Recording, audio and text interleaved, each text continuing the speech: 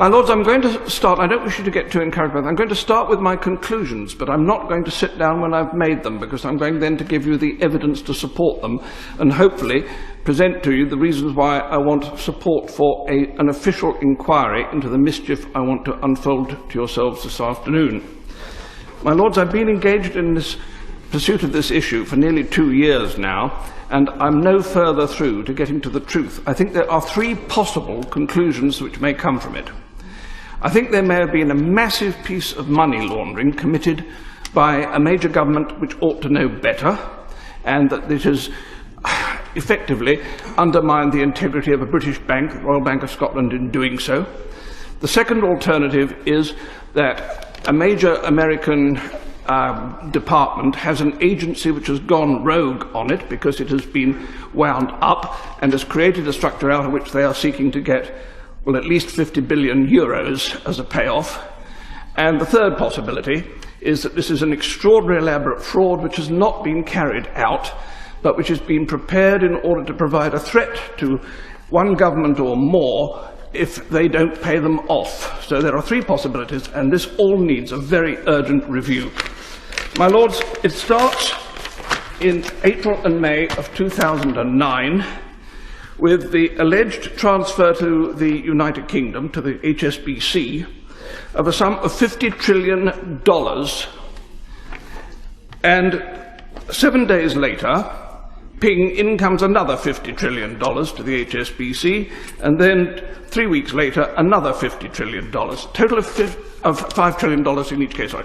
Total of $15 trillion is alleged to have been passed into the hands of HSBC for onward transit to the Royal Bank of Scotland, and we need to look to where this came from and what the history of this money is, and I have been trying to sort out the sequence by which this money has been created and where it's come from for a long time.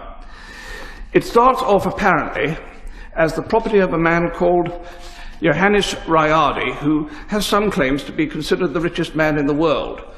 Well, he would be if all the money that was owed to him was paid, but I have seen accounts of his showing he owns $36 trillion in a bank, and it is a ridiculous sum of money. On the other hand, the $36 trillion would be consistent with the dynasty from which he comes and the fact that they had been effectively the emperors of Indochina in times gone by. But a lot of that money has been taken away from him with his consent by the American Treasury over the years for the specific purpose of helping to support the dollar. And he has sent to me a really quite remarkable document which is dated in February 2006, in which the American government have called him to a meeting with the Federal Reserve Bank of New York, which is neither Federal Reserve nor a bank. It's a bit like Celebrity Big Brother. It's got 3 names to describe it, and none of them are true. And this document, which is quite astonishing, purports to have been a meeting which is witnessed by Mr. Alan Greenspan, who signed for the Federal Reserve Bank of New York, of which he was chairman, as well as the real Federal Reserve Bank in Washington. And it is signed by Mr. Timothy Geithner, who as a witness on behalf of the International Monetary Fund, who sent 2 witnesses, the other one being Mr. Yusuke Horiguchi. And these gentlemen have signed as witnesses to the effect that this deal is a proper deal. There are a lot of other signatures on here. This is not a photocopy. This is an original version of the contract, under which the American Treasury have apparently got the Federal Reserve Bank of New York to offer to buy out the bonds which have been issued to Mr. Riardi to replace the cash which has been taken from him over the previous 10 years. And they're giving him $500 million as a cash payment to buy out worthless bonds. Now, this is all in the agreement, and it's very remarkable. I would have thought establishing whether this is a correct piece of paper or not is just 2 phone calls away, one to Mr. Geithner and one to Mr. Greenspan, both of whom still prosper and live, so they could easily confirm whether they signed this. Mr. Riardi has by passing these bonds over, also put at the disposal of the US Treasury the entire asset backing which he was alleged to have for the 15 trillion. I now have a letter here from the Bank of Indonesia which says that the whole thing was a pack of lies, that he did not have the 750,000 tons of gold which was supposed to be backing it. He only had 700 tons. And this is really a piece of complete fabrication. Finally, I have a letter here from Mr. Rayadi himself, who tells me that he was put up to do this and none of it was true, and that he has been robbed of all his money.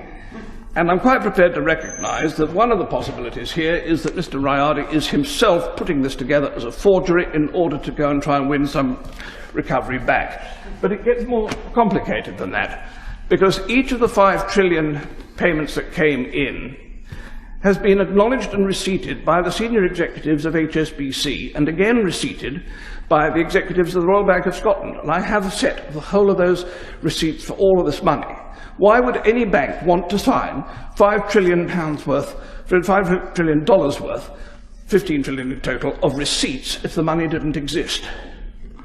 The money was said to have come, first of all, from the Rayadi account to the Federal Reserve Bank of New York, and from the Federal Reserve Bank of New York it was passed to JP Morgan Chase in New York for onward transit to London. The means of sending it was a SWIFT note, which ought to have been registered with the Bank of England if it was genuine. So when this happened and came about, I first of all took it to my noble friend Lord Strathclyde and said, what do we do with this? He said, give it to Lord Sassoon, he's the Treasury. So we did, and Lord Sassoon looked at it and said immediately, this is rubbish, it's far too much money, it would stick out like a sore thumb and you can't see it in the Royal Bank of Scotland accounts. Quite right. Secondly, he said, the gold backing it is ridiculous. There's only been 1,507 tons of gold mined in the history of the world, so you can't have 750,000 tons. This is true. And the third thing he said obviously was, it's a scam. And I agree with him, it was a scam. The problem is we stopped looking at that point. We should have asked, what is the scam, instead of at that time just nodding it off. And we have never really resolved this, because today I have this quite frightening piece of paper, which is my justification for bringing it into this meeting today, which is available on the internet, and I'm astonished that it hasn't already been unearthed by the Treasury, and every alarm bell in the land should be ringing if it has, because this is the General Audit Office of the Federal Reserve, the real Federal Reserve in Washington, and its audit review in end of July 2010 on the Federal Reserve Bank of New York. It has on it some 20 banks listed, to which $16.115 trillion are outstanding in loans. My lords, that is the sore thumb that was being looked for by Lord Sassoon. But more particularly, there are two other very interesting things with this. The first is that Barclays Bank have got 868 billion of loan.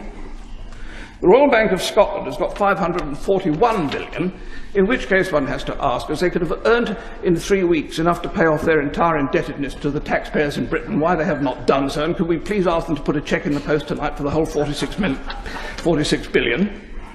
And the third thing that's wrong with it is that every bank on this list, without exception, is an MTN-registered bank, which means that they are registered to use medium-term notes to move funds between themselves with an agreed profit share formula, in which case these banks are investing this money, and, most extraordinary, not a penny of interest does the Federal Bank of New York want paid on this vast amount of 16 trillion. Anyone amongst yourselves who knows what the IMF rules are will immediately smell a rat, because the IMF has very strict rules for validating dodgy money. There are two ways of doing it.